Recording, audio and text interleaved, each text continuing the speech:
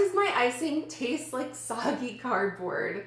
That's probably one of the more unusual questions I've come across, but I totally understand what this person is saying, and I'll explain why. So meringue powders are mostly comprised of dried egg whites, and eggs stink. I mean, we've all, smelled a hard-boiled egg.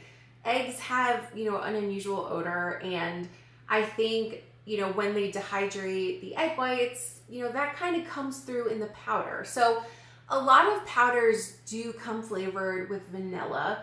That's probably the most common flavoring I've seen. So between the sugar and the vanilla, it's pretty good at hiding it, but I know some brands don't have flavoring. And if you're using a recipe that just calls for egg whites and not meringue powder, you might get a little of that taste as well, because it's eggs.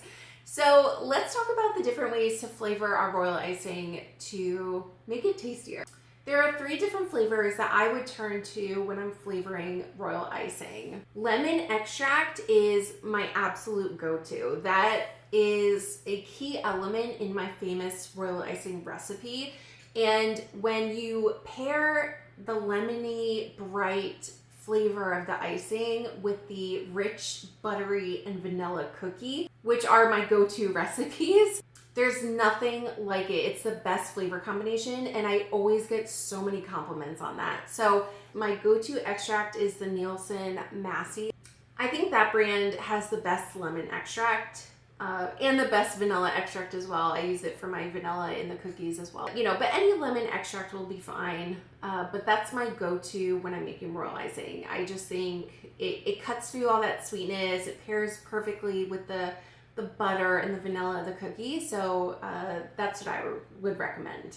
But if you don't want to use lemon and you maybe want to use a vanilla extract, you certainly can. I think a vanilla extract in the icing paired with the vanilla cookie, it's perfect. The only caveat you need to know is I would never use regular vanilla extract in the royal icing, because vanilla extract is brown.